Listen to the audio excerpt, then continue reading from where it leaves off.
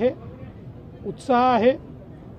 युतीच्या संदर्भात देखील आम्ही अगदी स्पष्ट निर्देश दिले आहेत की त्याचे अधिकार आम्ही हे सगळे खाली आमच्या जिल्ह्यांना दिलेले आहेत आणि सांगितलं आहे की जिथे शक्य असेल त्या प्रत्येक ठिकाणी युतीचाच प्रयत्न केला पाहिजे।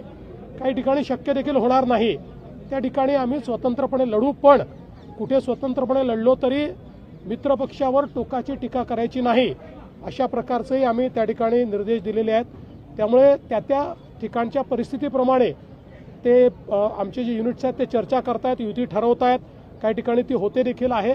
त्यामुळे तो निर्णय आता खालच्या स्तरावर हा योग्य पद्धतीनं होईल असा मला विश्वास आहे।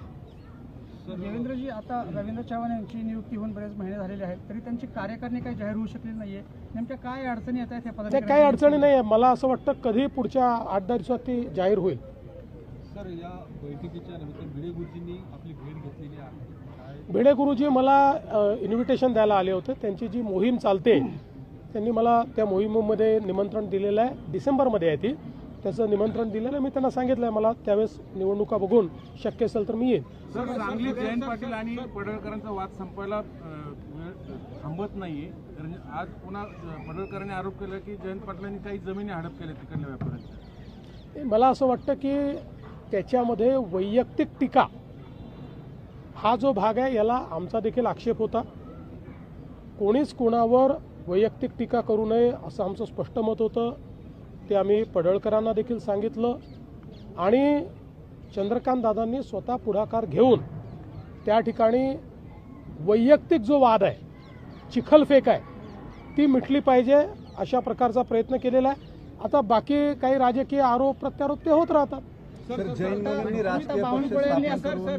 तुम्ही जे म्हणतायत की महायुतीचा धर्म पाळला पाहिजे, त्यातलेच महायुतीमधील जे माजी आमदार आहेत रवींद्र दंगेकर, ते निलेश घायवळ प्रकरणावर अनेक टीका टिप्पणी करतायत मोठमोठ्या नेत्यांवर, तुमच्या भाजपातील नेत्यांवर, तर त्यावर तुम्हाला काय म्हणणं, काय सांगतात महायुतीचा घटक?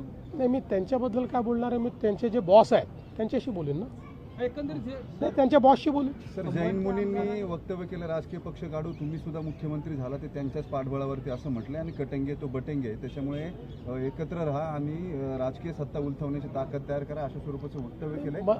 आता हे कोणी केलं आहे हे मी बघितलेलं नाही, पण साधारणपणे जे सगळे जैन मुनी आहेत हे अतिशय त्यागानं जीवन जगत असतात, सगळ्यांना जगण्याचा उत्तम मार्ग ते सांगतात, अहिंसेचा मार्ग सांगतात आणि अपरिग्रह हा एक अत्यंत महत्त्वाचा जे मूल्य आहे ते शिकवण्याचं काम आमचे जैन मुनी करत असतात। त्यांच्याबद्दल नितांत आदर आम्हाला आहे आणि साधारणपणे जे जैन मुनी आहेत ते ज्या प्रकारे त्या ठिकाणी चांगला मार्ग सांगतात त्या मार्गावर चालण्याचा आम्ही प्रयत्न करतो।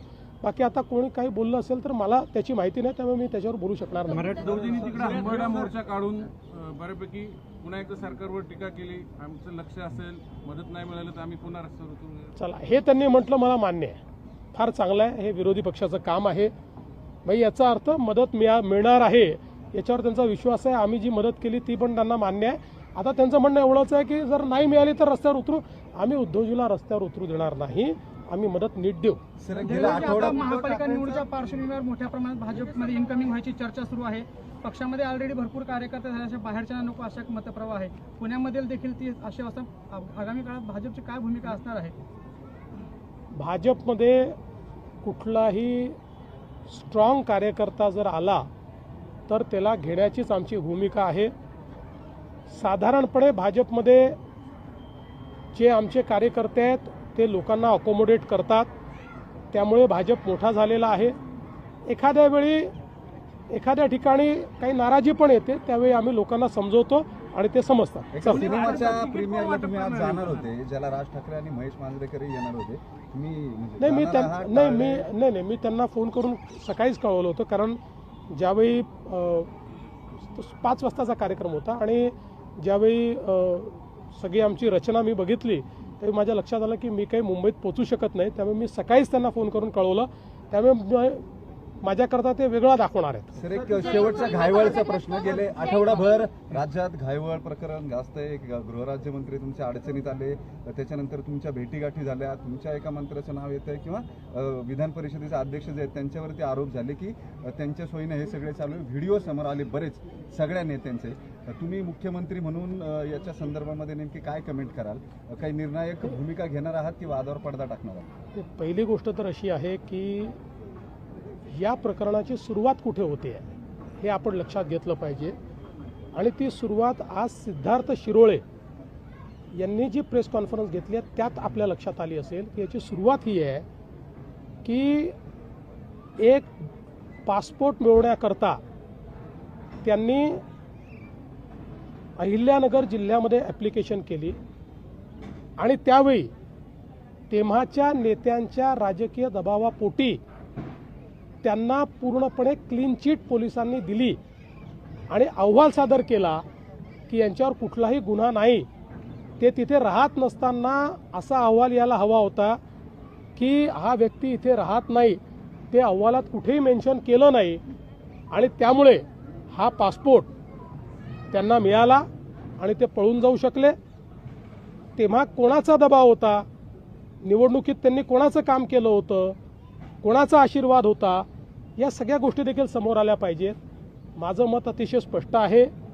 अशा प्रकारची जी प्रवृत्ती आहे त्याला दुसरा पक्ष असो का आमचा पक्ष असो कोणीही त्याला थारा देता कामा नये.